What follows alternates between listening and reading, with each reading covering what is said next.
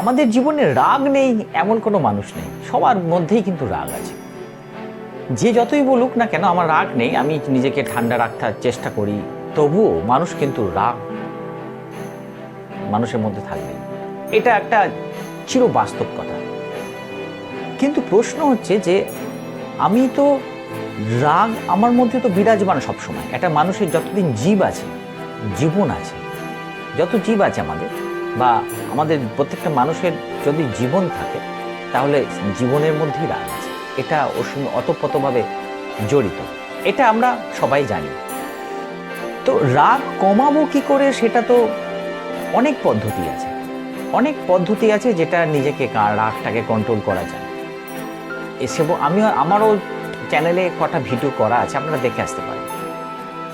কিন্তু প্রশ্ন হচ্ছে যে আমি যে রাগ করব, রাগ করার পর আমাকে এমন একটা কিছু করতে হবে যেন ওই রাগটা বাহ্যিক প্রকাশটা যেন কম হয়।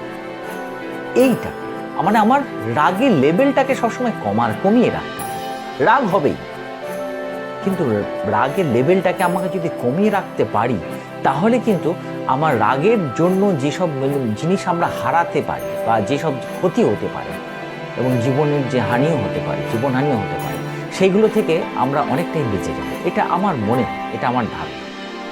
তো কিভাবে আমরা রাগটাকে একটা কন্ট্রোলের মধ্যে রাখবো? রাগ হবে, কিন্তু কি করলে, কি জিনিসটা ব্যবহার করলে তাহলে আমার জীবনের রাগটা কমবে, সেটা জানি আমাদের জানা।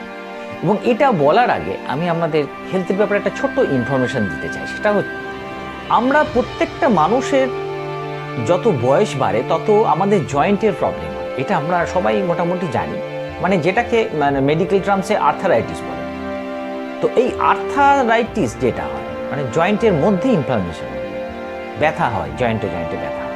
এটা বয়স বাড়ার সঙ্গে সঙ্গেই হয়। এবং যেমন ধরুন একটা জিনিস দেখবেন যে যারা বয়স হয়ে যাচ্ছে তারা কুঁজো হয়ে যায়। ওই একটা কারণ হচ্ছে যে ওনাদের হাড় ক্ষয়ে যায়, ওনাদের জয়েন্টে আর্থারাইটিস হয়, ফলে ওনারা কিন্তু সামনের দিকে বেন্ড হয়ে যায় এবং আস্তে আস্তে ওনারা শরীরটা আরও খারাপ হতে থাকে।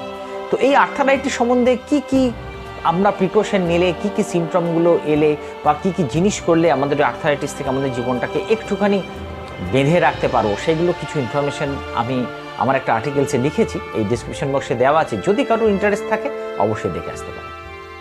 ওকে, তাহলে কাম টু দ্য পয়েন্ট। তো আমার কথা হচ্ছে যে আমি রাগ তো হয়ে গেল আমার জীবনে, কিন্তু আমি রাগের পর সমস্যাটা যেটা হচ্ছে আমি সেটা কিভাবে প্রকাশ করছি সঙ্গে সঙ্গে, সেইটাই যদি আমি কন্ট্রোল করতে পারি তাহলেই কিন্তু আমার জীবনে প্রবলেম আসবে না।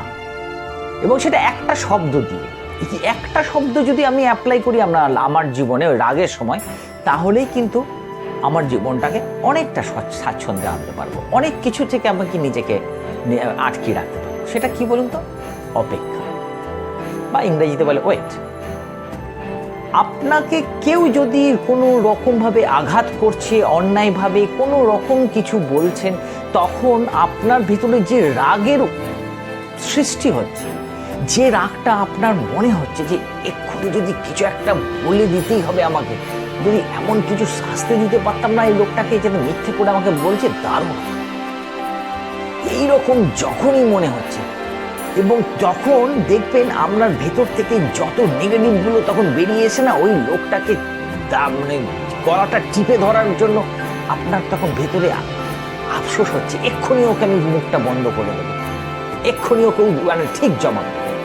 তখন নিজেকে একটা কথা বলতে থাকে যে এবার আমাকে কিন্তু একটু অপেক্ষা করতে হবে। তখনই নিজেকে বোঝাতে হবে একটু অপেক্ষা করুন। আপনি নিজেকে বলতে থাকুন একটু অপেক্ষা করুন, নিশ্চয়ই জবাব দেবো, কারণ জবাব ওনাকে দেওয়ার দরকার আছে আমার, কারণ উনি অন্যায়ভাবে আমাকে বলছেন, আমাকে রাগিয়ে দিচ্ছেন, কিন্তু বলবো একটু অপেক্ষা করাটা আপনার জরুরি। তার কারণ আমাকে আরও কিছু গুছিয়ে কথা তৈরি করতে হবে, তারপর ওনাকে বলতে হবে, তবেই কিন্তু আমি যোগ্য জবাব দেবো। কারণ এখন বললে হয়তো আমি ঠিক যুক্তি দিয়ে বোঝাতে পারবো না, আমি ঠিক হয়তো হেরে যেতে পারি তার কাছে। আমাকে জিততে হলে আমাকে একটু অপেক্ষা করতে হবে এবং ঠিক ইনফরমেশনগুলো নিয়ে তাকে বলতে হবে, তবেই কিন্তু আমি ওনাকে যোগ্য জবাব দিতে পারবো। এইটা মাঝে মাঝে বলুন, অপেক্ষা করো, ওয়েট করো, এইটা বলতে থাকুন, তাহলে দেখবেন দারুণ কাজ হবে। দুটো হবে যে তখন যে আপনার রাগের তীব্রতাটা থাকবে ওই রাগের তীব্রতাটা এমনই হয়ে যায় যে আমাদের দিক বিদিক জ্ঞান থাকে না, তখন যা খুশি তাই বলে দিই, ফলে সম্পর্কটাকে নষ্ট হয়ে যেতে পারে। কিন্তু এই অপেক্ষাটা বলতে থাকলে দেখবেন আপনার ভেতরে একটা ধৈর্য শক্তি কাজ করবে। তখন আপনি কিছুক্ষণের জন্য তীব্রতা যেটা থাকে আমাদের আগে, সেটা কমতে শুরু করবে। এবং পরে বলতে জানলে হয়তো দেখবেন অনেকটাই পোলাইটনেস চলে এসছে আপনার জীবনে, অদ্ভুতভাবে ম্যাজিক কাজ করবে আপনার লাইফে। তখন রাগটা আপনি অনেকটা সংযম করতে পারবেন।